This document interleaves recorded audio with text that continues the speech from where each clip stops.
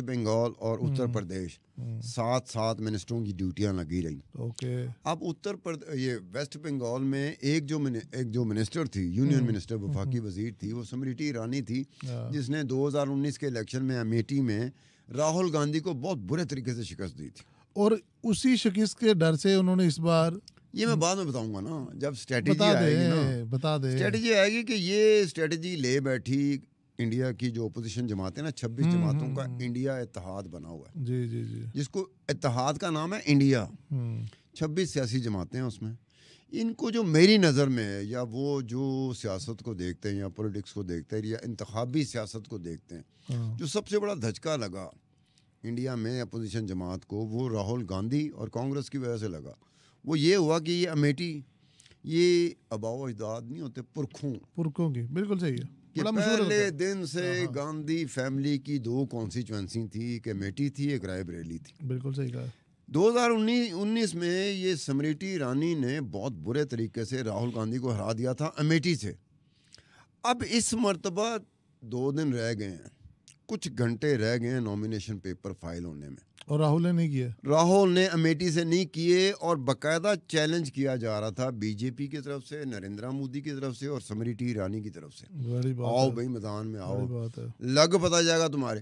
ये डरा हुआ था, राहुल गांधी डरा हुआ था, सोनिया गांधी डरी हुई थी, कांग्रेस जमात डरी हुई थी कि यार ये ना हो कि 2019 की कहानी दोबारा रिपीट हो जाए, स्मृति ईरानी फिर जीत गया। तो इन्होंने क्या किया, किशोरी लाल एक है, ठीक है, कांग्रेस का बंदा है, पुराना बंदा है, लेकिन वो इस फैमिली का बड़ा ही क्लोज कॉन्फिडेंट है।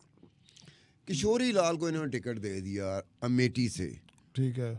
और खुद जो राहुल गांधी थे वो केरला की कॉन्स्टिट्यूएंसी में चले गए। केरला की ये वो कॉन्स्टिट्यूएंसी 2019 में जहाँ से इज्जत बच गई थी राहुल गांधी की। वहाँ पे तो मुस्लिम मेजोरिटी ज़्यादा है ना, वहाँ पर ऑलमोस्ट तकरीबन 50% के करीब, 40 to 50%, 40% से 50% तक जो वोटर है वो मुसलमान है। खान साहब, अगर इसको आम आवाम के लिए हम इसको सिंप्लीफाई करें, the minorities are with the opposition and the majority is with the government right now. अब इसका मतलब है कि बीजेपी जीत चुकी है। बीजेपी जीत चुकी है। अब ये है कि मेजॉरिटी हिंदूज है। अब इसमें हुआ क्या, पहले अगर ये मैं मिशन को कंप्लीट कर लूं, हम लोग उस पे आ जाएंगे तो ये बड़ा होगा। अच्छा, इसमें हुआ ये कि मिशन 144 उत्तर प्रदेश में 14 कॉन्स्टिट्यूएंसी जिन पे रखना। अच्छा, इन्होंने ये एक और किया कि ये रायबरेली की भी बात नहीं कर रहे थे।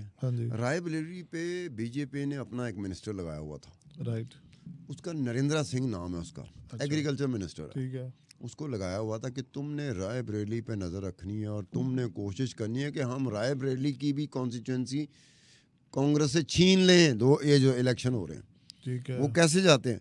फिर एक समाजवादी पार्टी के हैं मुलायम सिंह यादव, बहुत मशहूर है, उनकी कॉन्स्टिट्यूएंसी है मैनपुरी में, ठीक है, उधर भी उन्होंने लगाया हुआ है जतिंदर सिंह को, ठीक है, वो भी यूनियन मिनिस्टर है, वफाकी वजीर है, वो भी वहाँ पे लगा रहा है कि इस कॉन्स्टिट्यूएंसी से हमने मुलायम सिंह यादव को हराना है। मतलब इतनी बारीकियों में जाए। फिर जो भारतीय जनता पार्टी का जो जनरल सेक्रेटरी है विनोद त्रिवेदी, उसको साउथ इंडिया दिया हुआ था कि तूने साउथ इंडिया का काम बहुत करते हैं, वैसे आपस की बात है, चाहे हमारे दुश्मन है, मतलब देखा जाए तो हमारे दुश्मन ही है ना, लेकिन काम अपनी जगह पे इलेक्शन के हवाले से, इंतखाबात के हवाले बहुत करते हैं। तो ये साउथ इंडिया उसको दिया हुआ था। जो नेशनल सेक्रेटरी जनरल था हरीश देवेंद्रा, वो इंचार्ज था 39 वो कॉन्स्टिट्यूएंसीज जो उड़ीसा में थी, महाराष्ट्र में थी, छत्तीसगढ़ में थी और मध्य प्रदेश में थी, राइट। तो इस तरह से किया हुआ था इन्होंने, बांटा इस तरह से हुआ था कि हम अल्टीमेटली इस पे कर लें। इन्होंने तहसील लेवल पे 74,000 तहसीलें ऐसी थी जो इन्होंने कहा था कि अपने पास रखनी। अपने पास रखने से कि मुराद क्या है कि जानी नहीं चाहिए, काम शाम करवाएं, लोगों के मसले हल कराएं, जो जाती तौर पे काम होता है ना, तो चल के जाएं। एक बात मैं बताऊं आपको, जी, हल्के में चल के आ गया ना मिनिस्टर, हल्के में चल के आ गया MNA, हल्के में चल के आ गया MPA, हल्के में चल के आ गया काउंसलर, लोग नहीं देखेंगे ये करप्ट है, चोर है, डाकू है। ये बात सही है आपकी। लोग कहेंगे मेरा काम हो गया, हमारे काम हो गए। बिल्कुल ऐसी, ये पाकिस्तान में भी ऐसे, इंडिया में भी ऐसे। वो नहीं देखते तो हम एम मॉरल ग्राउंड पे आके टीवी पे बैठे होते हैं, वो चोर है फलाना। लोगों का नहीं मसला ये बात तो बिल्कुल हकीकत है नाज़रीन, आप भी जानते होंगे कि आज भी इंडिया और पाकिस्तान के अंदर जो इलेक्शन होता है वो गली मोहल्ले बनाने के ऊपर, कास्ट, फिरके, मज़हब के ऊपर, और ज़्यादा से ज़्यादा आपका खांचा लग रहा हो, मतलब ये कि आपके 4 पैसे बन रहे हो। सो ये तो चलता आ रहा है। यही रीज़न है कि दुनिया की सबसे बड़ी डेमोक्रेसी और गुर्बत अभी भी उतनी। खास बैक टू द टॉपिक, अब जिस तरह का मिशन 144 बताया है और क्या कमाल उनकी स्ट्रेटजी थी, इस तरह की स्ट्रेटजी क्या 2019 के इलेक्शन में भी इन्होंने की थी और उससे पहले भी? ये हुआ ये था कि एक बात ज़हन में रखें कि 2024 के लिए जो मिशन 144 144 हलकों के बारे में बीजेपी का रहा है, ये क्यों रहा है? क्योंकि 2014 से इनकी हुकूमत है। 2014 का जब इलेक्शन हो रहा था तब भी एक इसी तरह का मिशन उन्होंने प्लान किया था और उस मिशन में था 272 नशिस्तें। 272। ये मिशन 144 है, वो 272। वो 2014 का जो इलेक्शन था वो मिशन 272 था। ठीक है। और ये जीत कितना गए थे? 282, यानी कि मिशन से 10 सीटें ज्यादा जीत गए थे। क्या बात है खान साहब, जो स्ट्रेटजी बताई है आपने, ये तो बुक्स में लिखी जानी चाहिए। इसी तरह की स्ट्रेटजी थी। उसके बाद 2019 के इलेक्शन में जब बीजेपी ने देखा ना कि 2014 में तो हमने 272 नशिस्तों का प्लान किया था और 282 हम जीत गए, तो हम अपनी ज्यादा कामयाब हो गए, टारगेट से आगे चले गए ना। बिल्कुल। तब इन्होंने क्या किया कि 2019 में 350 मिशन 350 रखा। अच्छा, मिशन 350 इन्होंने रखा क्योंकि पिछला अपना प्लान देख रहे थे ना। राइट।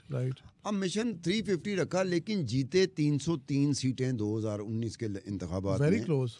और ये करीब था 303 का मतलब है कि आपके पास इतनी मेजोरिटी है कि आप बड़े कंफर्टेबली आप बैठ के आप हुकूमत कर सकते हैं। राइट। वो ऐसी पोजीशन नहीं होती आप फंसे हो। बिल्कुल सही। ठीक है। अब इसके अब जो प्लान है ना वो है 303 सीटें तो इनके पास हैं। 144 क्या? 144 ऐड करेंगे तो 447। बिल्कुल। 447 से ये होगा कि जो ऑपोजिशन के पास 210 सीटें हैं वो 96 रह जाएंगी। 96 रह जाएंगी, वो तो बेचारे खत्म हो जाएंगे ना। तो ये अब देखो कहाँ तक हुआ क्या है कि पहले प्लान कामयाब हुए हैं तो बीजेपी ने 2024 का ये मिशन 144 प्लान दिया ना। अब वहाँ पर इंडिया में एक और चीज़ भी हुई बीजेपी के वाले से। जैसे होता है ना कि आप लोकसभा के इंतखाबात जीत रहे हैं, फिर होता है स्टेट यानी कि प्रोविंस के इंतखाबात जीतना। तो प्रोविंस के लिए भी इन्होंने प्लान किया था 2019 में उड़ीसा के लिए। अब इन्होंने प्लान किया हुआ था कि हम 120 मिशन 120 120 निश्चित थे, लेकिन 23 जीते थे। वो एक दूसरी पार्टी थी बीजू जनता दल, वो 112 निश्चित जीत गई थी। इसके अलावा फिर हरियाणा, वहाँ पर वो इतना बुरी तरह फ्लॉप की हुई, उसकी क्या रीजन थी यार? अब ये वर्किंग नहीं सही कर सके। रीजनल जो होता है ना, एक मेरी बात सुने। इंडिया में एक है कि इतना बड़ा इंडिया है, इतना, मुझे 6 दफा कहना पड़ेगा इतना बड़ा इंडिया, मुझे कम से कम 6 दफा कम से कम कहना पड़ेगा इतना बड़ा इंडिया है। वो इंडिया में ये है कि वो कहते हैं कि रीजन, सूबे जिसे कहते हैं, स्टेट जिसे कहते हैं, मोस्टली वो स्टेट कहते हैं, हम लोग उसे सूबा कहते हैं। राइट।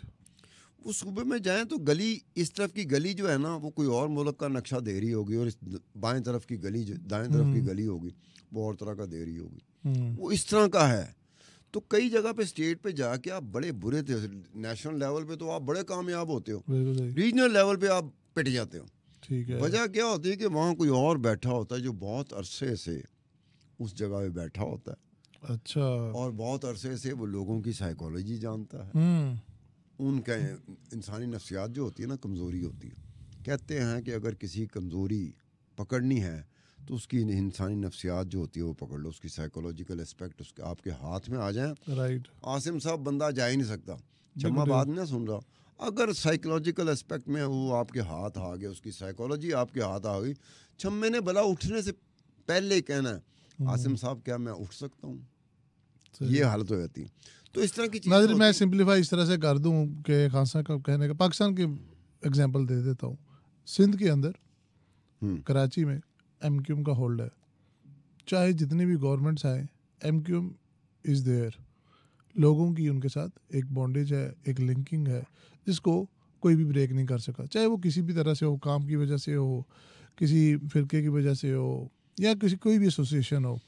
इसी तरह की एग्जांपल खान साहब आप वहाँ पर दे रहे हैं। हाँ, तो मैं दे रहा हूँ ना, मतलब मिसाल के तौर पर हरियाणा है, हरियाणा के स्टेट इलेक्शन ये 2019 में हुए थे, तो इसमें इन्होंने मिशन 75 रखा हुआ था, लेकिन 40 निश्चितें जीत सके थे। गवर्नमेंट इन्होंने बना ली थी, लेकिन वहाँ पर एक JGP है, उसके साथ मिलकर इन्होंने गवर्नमेंट बनाई। फिर बंगाल में इन्होंने 200 निश्चितों का रखा हुआ था, वेस्ट बंगाल में स्टेट इलेक्शन के लिए।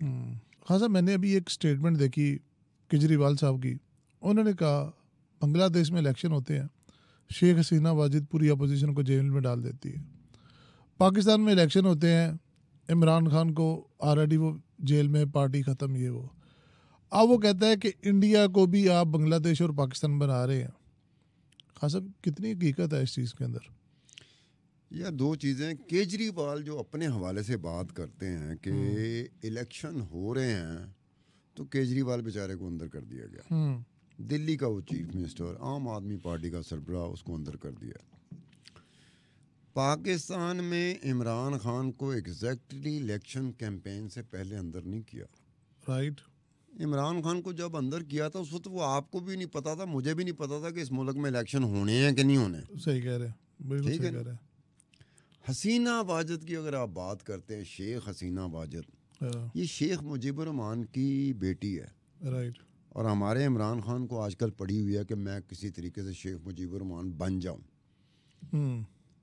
अब अगर शेख हसीना वाजिद ने अपोजिशन को अंदर किया है, तो इमरान को ये भी देखना चाहिए था कि किसकी वो बेटी है जो मैं बनना चाहता हूँ। राइट। पूरी तीते अंदर कर देती है अपोजिशन में। जी जी, ये इमरान खान को ज़्यादा सोचना चाहिए। उनको आजकल शौक चढ़ा हुआ शेख मुजीबुर रहमान, शेख मुजीबुर रहमान। तो हसीना वाजिद को देख लो, केजरीवाल क्या कह रहा है कि हसीना वाजिद बांग्लादेश में अपने मुखालफों को, मुखालिफ सियासी जमातों को इलेक्शन से पहले अंदर कर देती है और इलेक्शन जीत जाती है। ठीक है, ठीक है, ये इनको देखना चाहिए।